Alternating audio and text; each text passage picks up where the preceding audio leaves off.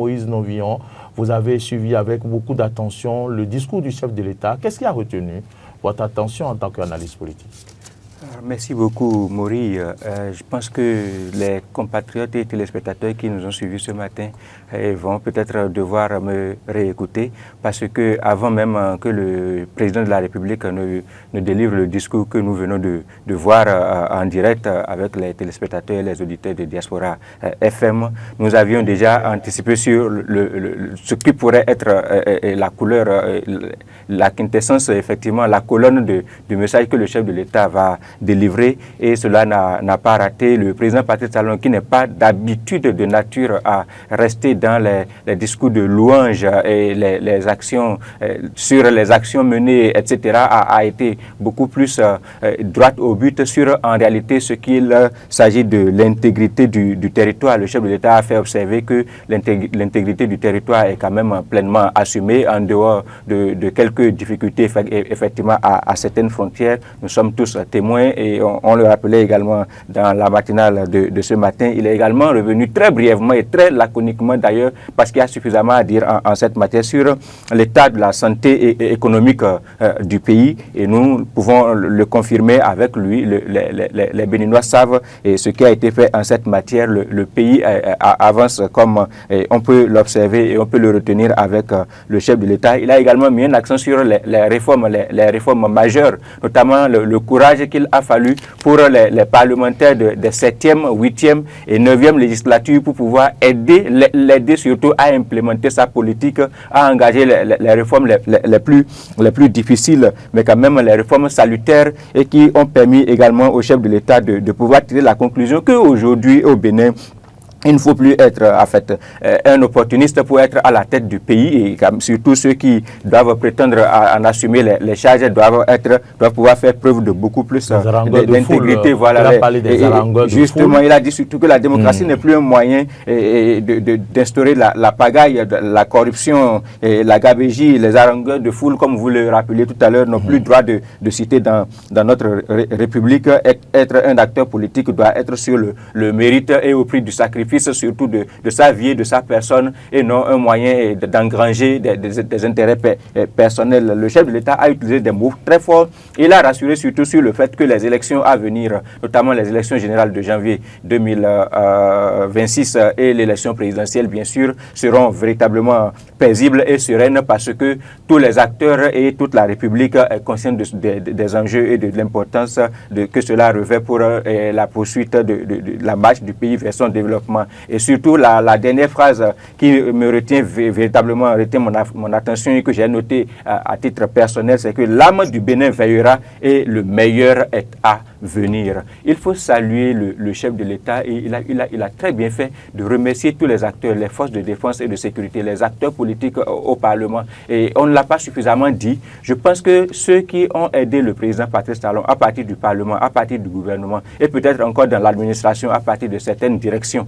clés, l'histoire va revenir sur le mérite qu'ils ont eu d'accepter de payer ce prix-là. Nous avons mis du temps à comprendre véritablement où est-ce que la personne du chef de l'État veut aller. Vous avez vu, très rapidement, il est revenu sur ce qu'on était en train de convenir en 1990 quand on engageait le renouveau démocratique et le pays sur la voie du libéralisme. Est-ce que tous les acteurs avaient véritablement compris les enjeux et surtout dans le sens que cela devrait être compris pour engager le pays sur le chemin du développement véritable? On n'en a pas le sentiment parce que les 10 dernières années tranchent avec les pratiques d'antan et le résultat est visible. L'un déplaise à ceux qui sont encore sceptiques et le chef de l'État, il admet, même quand il dit que, évidemment, il a le regret de ne pas avoir tout réussi, il faut quand même que nous, également, nous ayons le courage d'affirmer que nous sommes fiers, nous sommes contents de ce qui a été fait jusqu'ici. Tout n'a pas été rose, tout n'a pas été correctement fait. Surtout,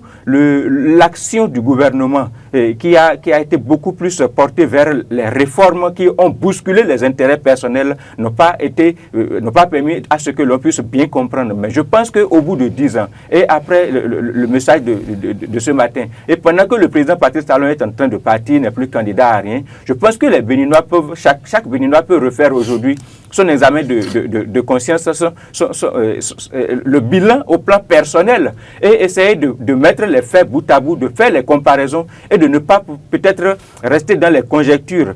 Parce qu'en tant que Béninois, on peut se dire que nous avons franchi un pas et qu'il serait effectivement très important, comme le chef de l'État le rappelait également, qu'on ne retourne plus en arrière, qu'on puisse réussir à maintenir ce cap-là, qu'on puisse progresser, qu'on puisse aller davantage de l'avant pour le bien de ce pays. Si c'est de ce Bénin qu'il s'agit, les acteurs politiques qui sont encore sceptiques, et il le rappelait encore dans son message, ceux qui n'arrivent pas encore à le comprendre, ceux qui ne sont toujours pas d'accord avec lui, ils ont encore la possibilité de savoir que en réalité, ceux qui peinent voilà, ils ont encore la possibilité de rejoindre la marche, pas de rejoindre la marche dans le sens d'aller applaudir la personne de Patrice Talon, mais de comprendre que les paradigmes ont changé, la réalité a changé et qu'il ne faut pas rester dans les disputes, les calculs d'épicerie, comme on le dit, comme le dit l'expression, pour ne pas voir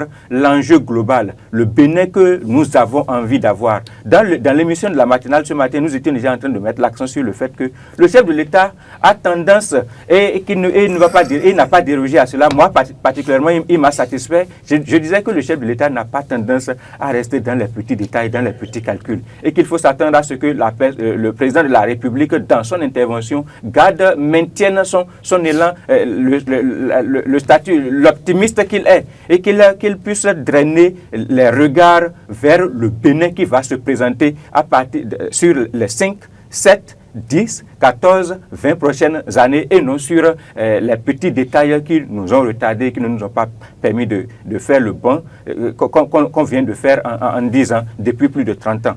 Hugues Hector Zogo, ce n'est pas pour rien que le chef de l'État a commencé son discours en faisant allusion aux années 60 et il a donc déroulé jusqu'aux années 90 avant de venir maintenant à là où nous en sommes.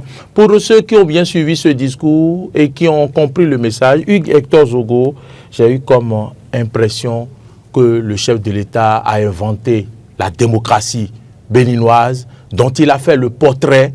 Et si je peux le dire ainsi, le chef de l'État, dans son discours, a fait le portrait d'une démocratie pour la comparer, pour comparer le Bénin aux autres pays, pour dire est-ce que dans le monde, il y a d'autres pays qui ressemblent au Bénin. Hugues Hector Zogo, avez-vous eu le même sentiment que moi? Sans aucun doute, ce sentiment est aussi partagé. Je crois quand même que le président de la République, en prenant la parole tout à l'heure, c'est d'abord conformément à l'article 72 de notre loi fondamentale. Cet article qui a été lu au début de la séance au sein de notre hémicycle pour permettre à toutes les personnes qui nous suivent de comprendre donc que c'est un devoir constitutionnel pour le président de la République, le chef de l'État Patrice Talon, de pouvoir adresser un message sur l'état de la nation, mais devant la représentation nationale, et que ce message se passe en réalité sans commentaire. Alors, le premier aspect qui aura retenu mon attention, c'est l'heure à laquelle le président de la République a mis pied à l'Assemblée nationale. Il était annoncé pour 10 heures et à exactement 10 heures, le président Patrice Talon s'est retrouvé à l'hémicycle. Ça voudrait déjà dire que le président Patrice Talon, même en fin de mandat, est en train de montrer à son peuple que pour réaliser de grandes choses, il faut que nous puissions donner du respect au temps. Dès qu'on programme une activité pour une heure donnée, il faut que nous puissions faire l'effort de respecter cette heure-là. C'est un message assez fort qu'il vient de nous donner. Quand nous projetons une action dans un temps, il faut que nous puissions travailler à respecter ce temps-là. Donc ça, c'est le premier. Nous ferons l'effort de finir ce plateau à 11 heures. Alors, donc c'est le premier élément que je note donc, de cette présence du président de la République au niveau de notre hémicycle, donc devant la représentation nationale. Et vous l'aviez constaté, c'est la 10e et dernière fois que le chef de l'État a pu faire son appréciation sur l'état de la nation. Et il a commencé par les fondamentaux constitutifs de la nation qu'il a pu hériter. Au niveau de ces fondamentaux, il y a deux éléments principaux. Le premier élément, c'est qu'il n'y a pas de tension ethnique. Au moment où on lui remettait le Bénin, le Bénin ne se retrouvait pas avec une tension ethnique. Ni sociale. Ni sociale. Et il n'y avait pas de risque de mettre en cause la paix. Exactement. Et donc, le deuxième élément qui a été l'élément fondamental constitutif de la nation, c'est l'intégrité territoriale. Au moment où on lui remettait le Bénin, l'intégrité territoriale était préservée. Et donc, tout en faisant référence à cette question d'ordre mondial qui concerne quand même le terrorisme, il a fait exactement référence au fait que l'intégrité territoriale est préservée aujourd'hui par nos forces de défense et de sécurité publique. Et donc, quand on se réfère à ces deux fondamentaux constitutifs de ce qu'on peut appeler la nation Bénin, on peut donc tirer la conclusion de ce que Patrice Talon a hérité d'un État en paix et qu'il est en train de laisser aussi un héritage de nation en paix à celui qui viendra donc le représenter. C'est essentiel de partir de ce constat-là parce que le chef de l'État même est revenu là-dessus. Parce que si on ne le fait pas ressentir, beaucoup de personnes peuvent se poser la question de savoir mais quel est l'État qu'on lui a remis et quel est l'État, qu'est-ce qu'il nous lègue, lui? Qu'est-ce qu'il est en train de léguer comme héritage? Et le chef de l'État est revenu sur un certain nombre d'éléments. Dans sa prise de parole, vous vous rendez compte que son point de départ, c'est 65 ans en arrière. Bien sûr. Donc, depuis les indépendances. Il ne s'intéresse pas, par exemple, à la gouvernance du président Nicéphore Dieudonné Soglo. Non. Encore moins de celle de Mathieu Kérékou ou de Boni Yayi. Mais il repart en arrière. Quand nous avions proclamé notre indépendance, quand nous avions proclamé notre accession à la souveraineté nationale et internationale, qu'est-ce que nous avons développé comme acquis? Est-ce qu'aujourd'hui, nous pouvons nous permettre de dire que ces acquis, depuis donc les indépendances, à ce jour, nous ont permis de vivre la fierté nationale? C'est la question fondamentale qu'il a voulu confronter la conscience collective et individuelle des Béninois, et donc ce qui nous a permis de remonter dans le temps. Et puisque dans l'histoire politique du peuple béninois, il y a une période assez sensible qui retient notre attention, la période donc de la conférence des forces vives de la nation, il est allé aux acquis de la conférence nationale. Et en allant aux acquis de la conférence nationale, il nous pose la question de savoir, est-ce que nous avons pu avoir des hommes politiques vertueux au regard donc des acquis qu'on a pu avoir au niveau de la conférence nationale? Les actes de la conférence nationale voulaient nous repositionner, voulaient repositionner le Bénin dans l'échiquier des grandes nations. Mais est-ce qu'à partir de ces acquis-là, on a pu avoir des réformes portées par des hommes politiques vertueux? La réponse a été inéluctablement non. Le chef de l'État a poursuivi son discours pour nous présenter aujourd'hui le modèle de démocratie auquel nous nous retrouvons. Parce que beaucoup se posent la question de savoir est-ce que le Bénin vit effectivement une démocratie. Et donc, il nous parle aujourd'hui en disant que la démocratie qui se vit chez nous au Bénin est un facteur de développement. Donc, on ne voit plus la démocratie sous seulement le prisme politique, mais on voit la démocratie sous l'angle de développement. Et donc, à partir de ce moment, il trouve que l'espace démocratique béninois nous a permis de tourner dos à ce qu'on pourrait appeler la pagaille, la corruption et l'impunité. Ce sont les trois mots utilisés par le président Patrice Talon. Et il s'intéresse un peu à ce que devrait normalement être un acteur politique, puisque nous avions trouvé qu'à partir des actes de la conférence nationale, ce qu'on devrait avoir, c'est des hommes vertueux. Mais comment pourrait-on avoir des hommes vertueux en politique si ces hommes-là ne font pas, ils ne mettent pas en valeur ce qu'on pourrait appeler l'effacement, le sacrifice de soi, s'ils ne mettent pas en priorité ce qu'on peut appeler les devoirs vis-à-vis du peuple. qu'ils sont censés pouvoir servir. Et le chef de l'État nous démontre, à partir de cet événement qu'on a pu vivre le 7 décembre dernier, qu'en réalité, les grandes nations ne sont pas celles-là qui ne restent pas sans être éprouvées. Le Bénin a été éprouvé. Mais au cœur donc de cette épreuve, on s'est relevé. On s'est relevé parce qu'il y a eu des acteurs. Oui, le Bénin a triomphé, comme le disait Moïse. Exactement, le Bénin a triomphé parce qu'il y a eu des acteurs qui ont compris le sens de la démarche démocratique dans laquelle nous nous retrouvons. Et ces acteurs-là, rendu hommage à ces acteurs-là, c'est pratiquement le corps d'armée, ce sont les garnisons militaires, ce sont les chefs de corps, c'est la police républicaine et donc les forces de défense et de sécurité publique qui ont fait preuve de bravoure, de loyauté et qui sont restés fidèles à l'État-nation. Au finish, qu'est-ce qu'on retient que le Bénin a son modèle de démocratie? Au-delà, ce qu'on peut retenir, c'est que le Bénin a connu ce qu'on appelle la mutation. On est au cœur d'un miracle aujourd'hui et le miracle qui a été vécu par le peuple béninois, c'est le mindset. C'est donc ce nouvel état d'esprit, nourri par chaque Béninois, fruit du sacrifice consenti par chaque Béninois au cours des 10 dernières années. On n'aurait pas pu imaginer un instant que le Bénin aurait pu franchir cette étape-là. Mais aujourd'hui, le citoyen béninois est un nouveau type de citoyen. Le citoyen béninois a pu faire route avec son acteur politique en la personne du président Patrice Talon et nous avons changé de paradigme.